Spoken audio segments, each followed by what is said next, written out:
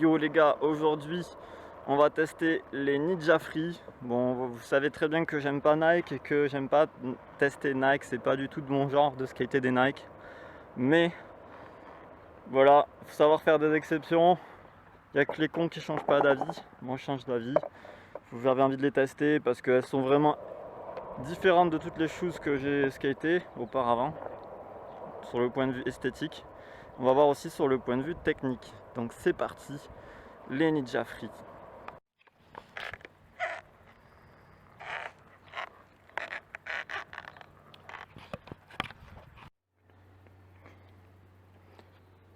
Donc comme vous le savez tous, les Ninja Free sont des chaussures inspirées du running, donc de la course à pied.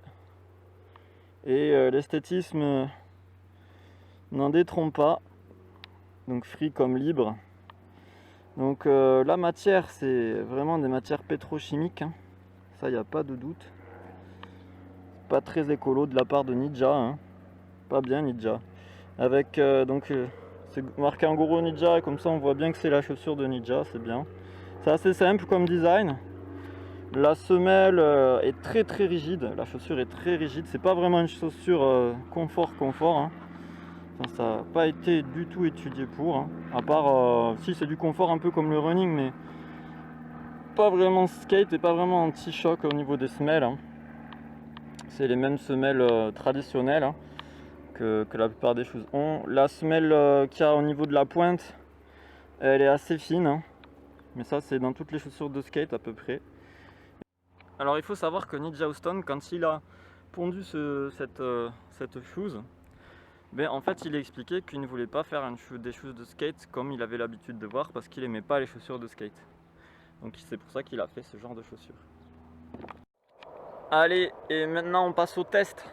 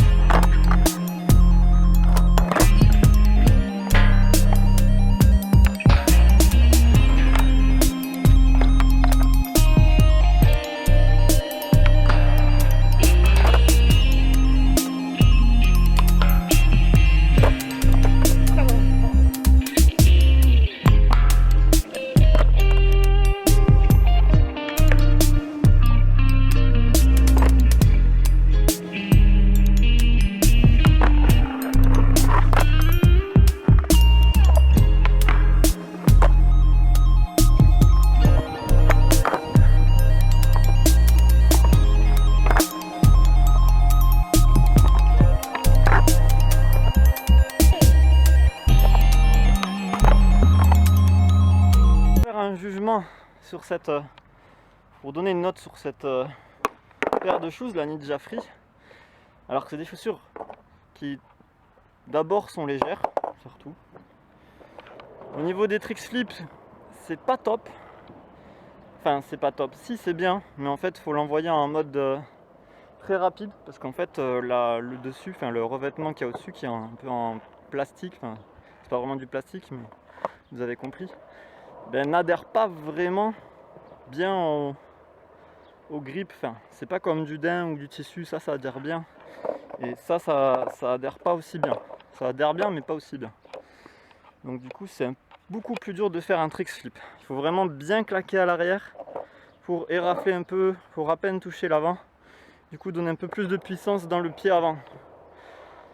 C'est un peu relou au début, mais une fois que tu as l'habitude, ça marche très bien. Ensuite, deuxième point, tout ce qui est grind et tout, les pieds se déplacent beaucoup. Mais ça va, en fait la semelle elle n'est pas si adhérente que ça. Elle est moyennement adhérente.